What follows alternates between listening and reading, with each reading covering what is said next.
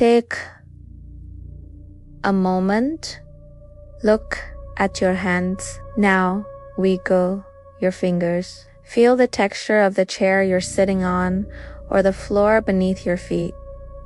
You trust these sensations implicitly, don't you? You trust that the world outside your skull is exactly as you perceive it. But what if the very mechanism responsible for translating reality, your own mind, is fundamentally broken? This isn't just a thought experiment. It's the core terror of the unreliable mind. We rely on memory, on stable perception to anchor us to reality.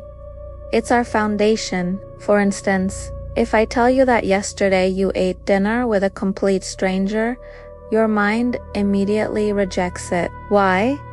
Because you have an established, concrete memory of what you actually did. That memory feels solid, real, and irrefutable. But what if that concrete memory was never yours to begin with? What if your past is a patchwork quilt of fabrication, stitched together not by truth, but by a deep psychological need, or worse, by something else entirely? In the realm of psychological horror, the monster isn't usually lurking under the bed or hiding in the closet. It's sitting right behind your eyes, whispering doubt into every thought. We've seen this explored in chilling detail in countless stories.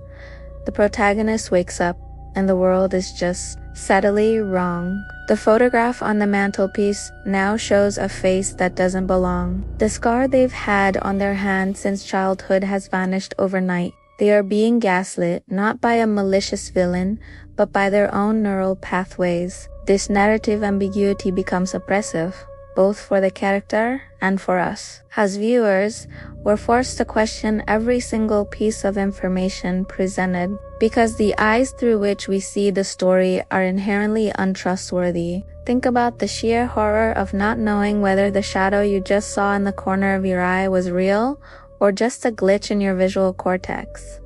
The true nightmare isn't the ghost, it's the dawning realization that even if the ghost was real, you could never prove it. Your own internal evidence would discredit your testimony. Your senses, the very tools you use to interact with the world, have turned against you. Our sanity is fragile, built on the simple assumption that A equals A, and that your memories are reliable archives of your past.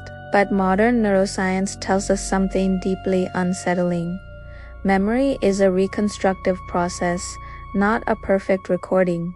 Every time you recall an event, you don't just pull up the original file, you rebuild it from scratch. And in that rebuilding process, gaps are filled in, details are subtly changed, and external influences creep in, coloring the memory in ways you'd never notice. For most of us, this process works well enough. But for those dealing with severe trauma or certain neurological conditions, this reconstruction can go completely haywire. The foundation of the self, the story of who we are, begins to crumble. The past becomes fluid, and the present becomes debatable.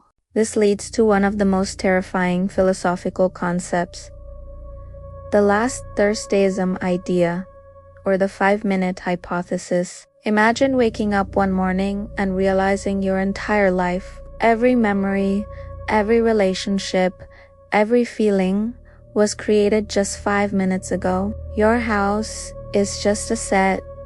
Your loved ones are actors, and the deep emotional connections you cherish are hollow fabrications implanted in your brain.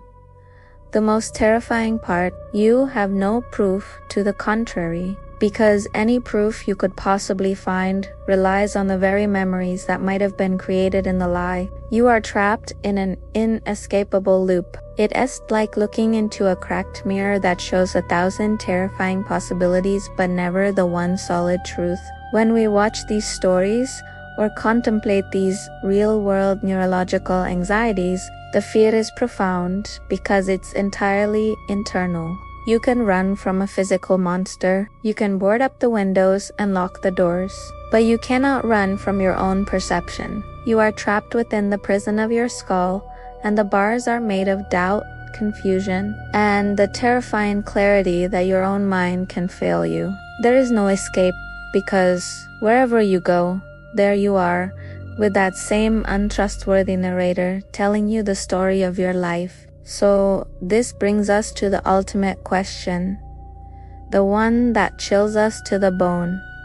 How certain are you, truly, that the reality you inhabit right now is real? Or is it just a very convincing story that your unreliable mind is telling itself to get through the day? Thanks for watching. If this made you think, consider subscribing for more deep dives into the strange and unsettling.